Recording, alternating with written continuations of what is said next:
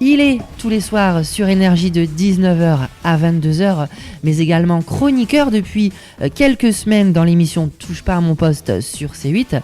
Et il se produira à Samé ce 14 octobre. Je veux bien évidemment parler de Koé. Koé qui est aujourd'hui l'invité de Boulogne Lifestyle. Salut Koé.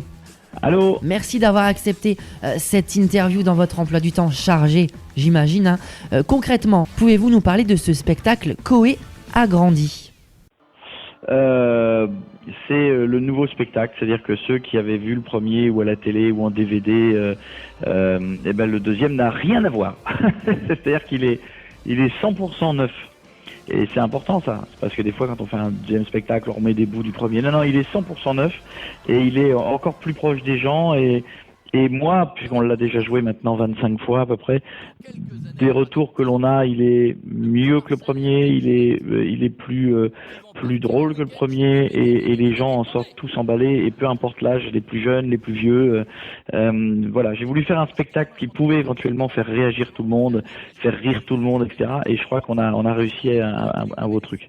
Sur scène, vous revenez donc sur votre carrière radio, votre carrière télévisée, sur votre évolution depuis votre enfance. En fait, l'histoire de Koé a grandi, c'est parce qu'au début, le spectacle démarre par moi quand j'ai 10 ans. Je passe un petit coup de fil à une radio et je lui dis voilà, j'aimerais bien être connu, faire rire les gens. Et le type me dit que je n'y arriverai jamais.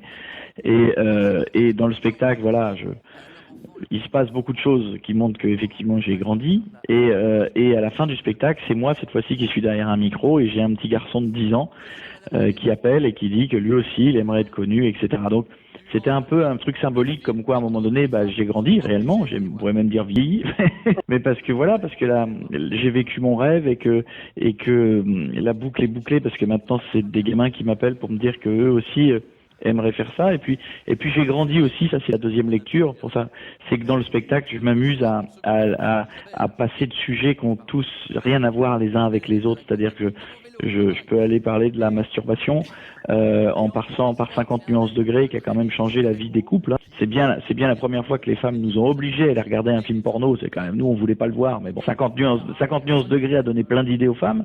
Et puis après je vais partir sur un autre terrain qui est le suicide, où là les gens se disent mais qu'est-ce qui va nous faire là-dessus. J'adore prendre des sujets qui parlent à tout le monde. Voilà, c'est-à-dire que et de là mettre ma vision, mon délire d'aller plus loin, d'aller peut-être trop loin à un certain moment, mais j'aime cette idée-là de prendre des sujets qui concernent tout le monde.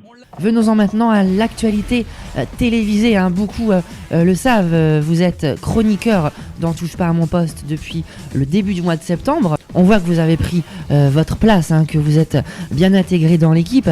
Est-ce que vous prenez autant de plaisir comme on le voit à l'antenne ? Ah oui, je prends quitte à y aller une fois par semaine, parce qu'avec la radio je peux pas y aller plus, mais quitte à y aller une fois par semaine, autant s'éclater. Je m'éclate, là j'ai raccroché il y a 5 minutes avec Cyril, on discutait d'une idée pour les semaines qui viennent, d'un nouveau truc que je voudrais essayer, etc. dans l'émission. Donc l'idée, voilà, c'est de peut-être installer un rendez-vous supplémentaire dans l'émission, parce que vraiment c'est un plaisir à faire, mais pour moi c'est des vacances, parce que c'est pas mon émission, c'est pas moi qui la dirige et c'est pas moi qui fais le conducteur, donc ça me change de ce que je fais d'habitude et c'est très confortable et c'est très agréable. Il se murmure que vous pourriez redevenir animateur le temps d'un soir de la méthode Koé qui serait diffusée sur C8. C'est Cyril Hanouna qui aimerait que l'émission revienne. Est-ce que c'est désormais confirmé, c'est officiel? Vous êtes encore en négociation? Non, c'est pas officiel. Enfin, en télévision, il n'y a jamais rien vraiment d'officiel, parce que même quand les contrats sont signés, on n'est jamais sûr que ça bouge pas. Non, mais il y a une envie. Voilà, Cyril il a envie, moi j'ai envie. On a envie de faire une soirée spéciale. On a à peu près l'idée de la date. On sait que ce serait pour 2017. Voilà, maintenant reste que la chaîne disent banco et qu'on se mette au travail.